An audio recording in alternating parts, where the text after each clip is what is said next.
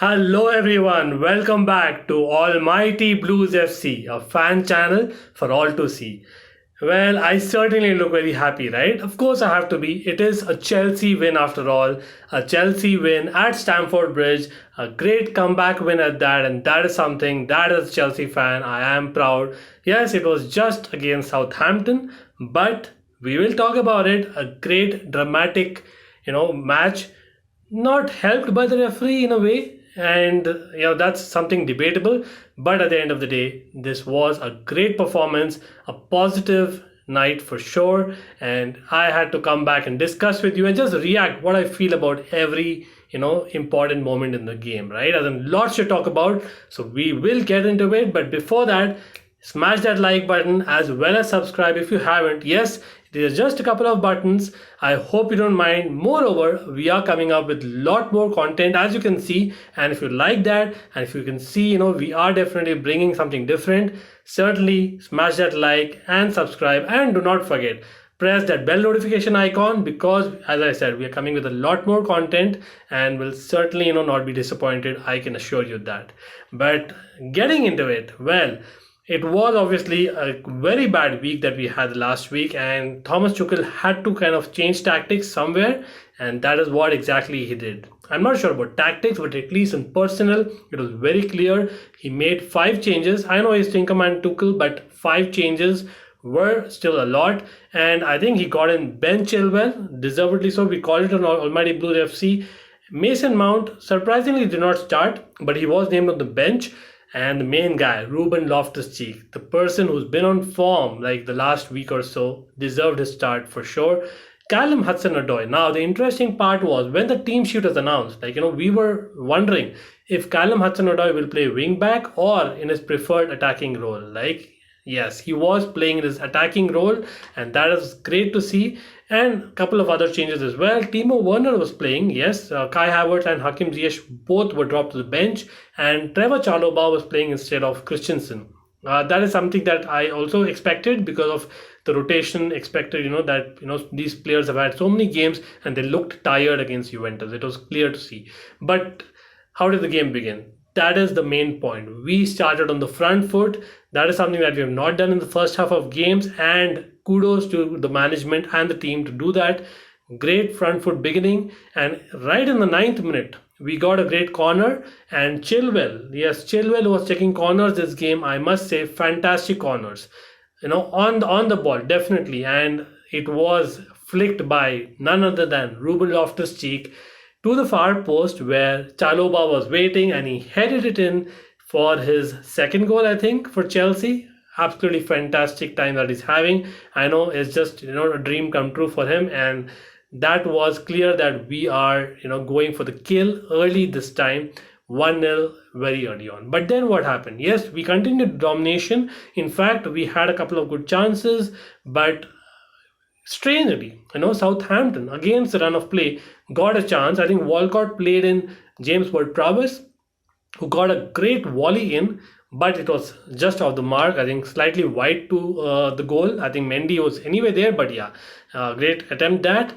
Ironically, the next minute itself, on the counter, we got a similar attempt with Werner this time playing in Loftus-Cheek, and Loftus-Cheek with an even better volley, which was, I think, slightly high, but again, that's a great attempt in itself.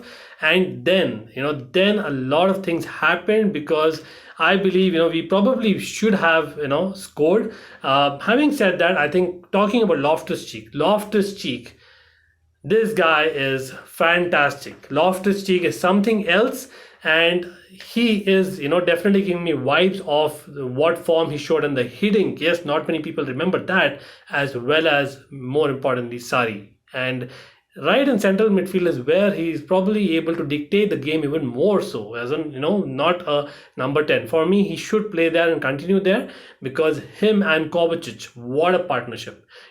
Great. As in those two together, like I tweeted, it was like a Rolls Royce, that we are actually traveling in, perfectly, as in put, this pair is something that we should try even more, especially against the so-called lower teams, as in that will certainly open up these teams, because those gliding runs, those dribbles, and the strength of Loftus-Cheek as well, especially, fantastic. And talking about strength, one guy who really surprised me was Callum Hudson-Odoi. Yes, he was playing on the left wing as in left attacking role. It was, after all, a 3-4-3, and Southampton were playing a 4-4-2, but still, I think, it was Hudson-Odoi versus Livramento, and Hudson-Odoi in the first half really got the better of Livramento, really, cutting in and definitely doing very well, but more importantly, was going in for those challenges and winning a lot of balls, and so was Werner on the other flank. Yes, Werner was playing on the other flank, and thanks to him that Hudson-Odoi could play in his preferred position.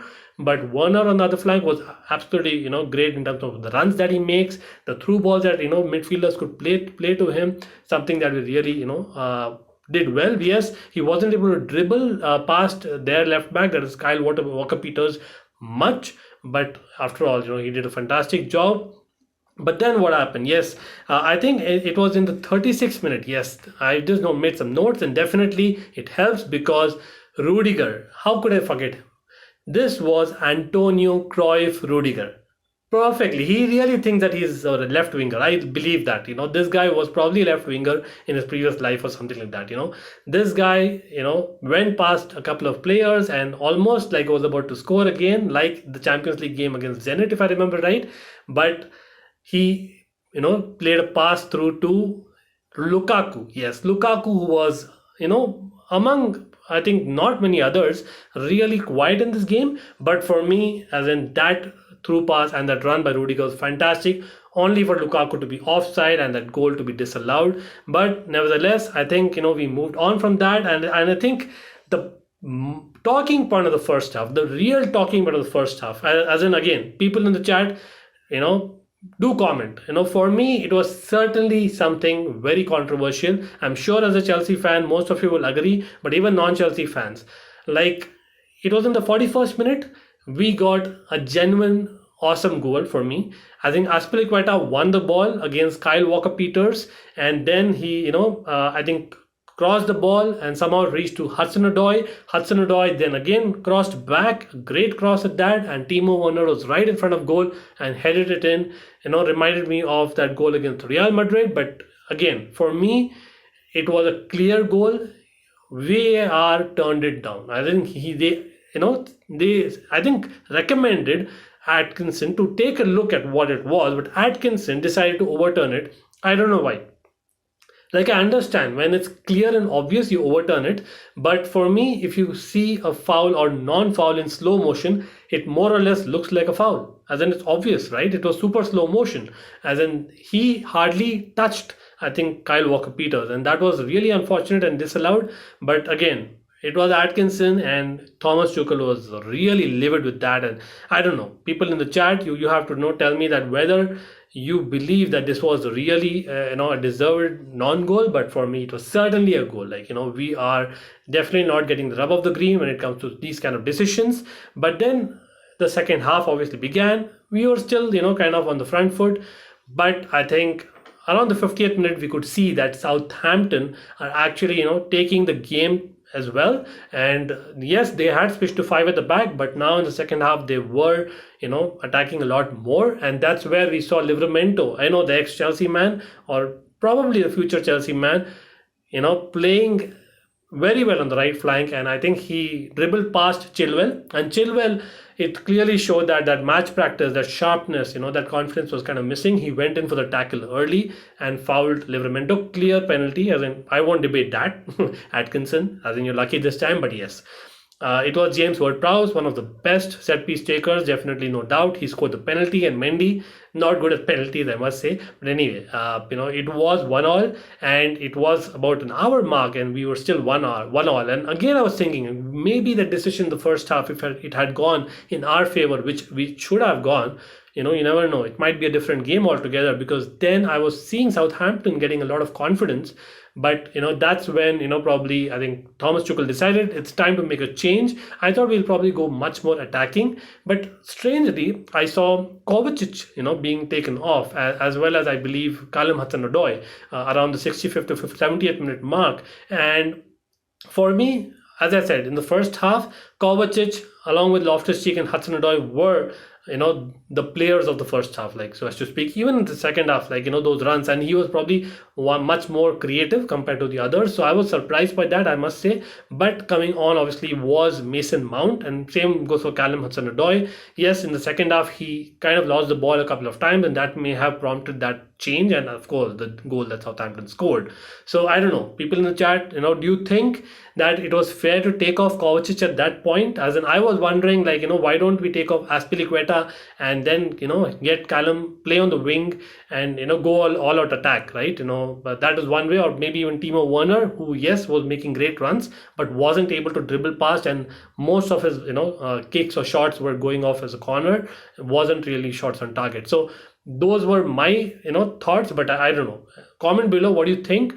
But what happened? Well, few minutes in, Mason Mount proved what we missed. As in, this guy can turn anyone in the world. Like, I know it was Southampton again, but fantastic. I think his very first touch itself, he created an opportunity, and same with the second touch as well. And I know that the industry that he gets on also is something else altogether. So that really helped. And I think along Mason Mount, the second change that I told was actually Jorginho, who came on as well, and that is where the turning point came in. Well, before that, I must say, Timo Werner, he actually had a shot on target. In fact, a good shot. He should have scored, or rather, McCarthy, the goalkeeper of Southampton, deserves the credit because that was a world-class save. But after that, what happened? Coming to that again, it was Jorginho, who was a surprise, substitution in for me.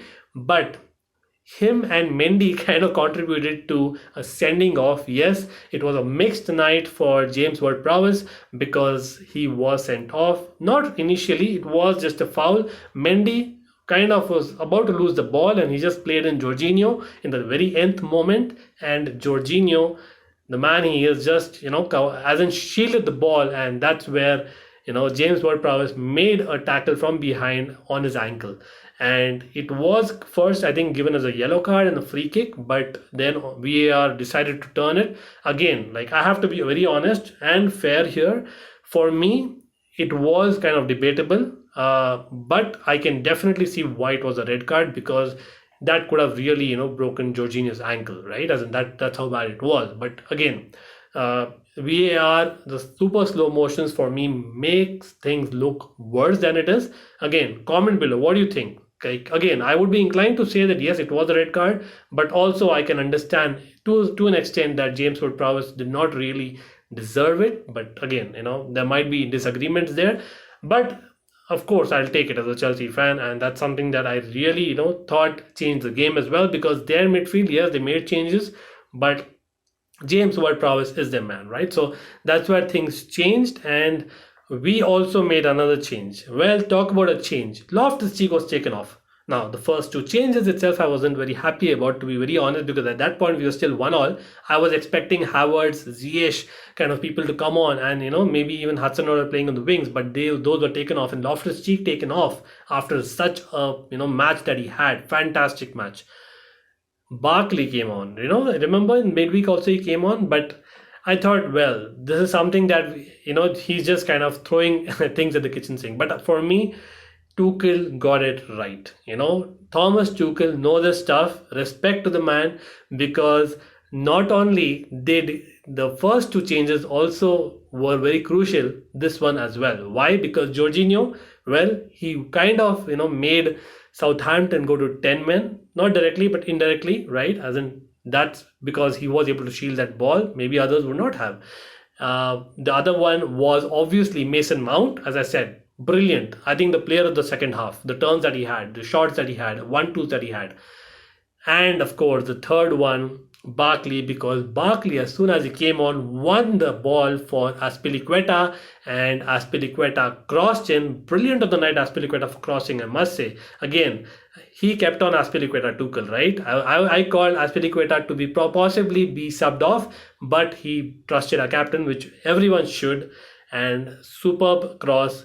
Timo Werner was there. The man finally got his goal, what he deserved, and it was clear that we'll probably win the match. Late on, yes, we got another goal, and that was very dramatic.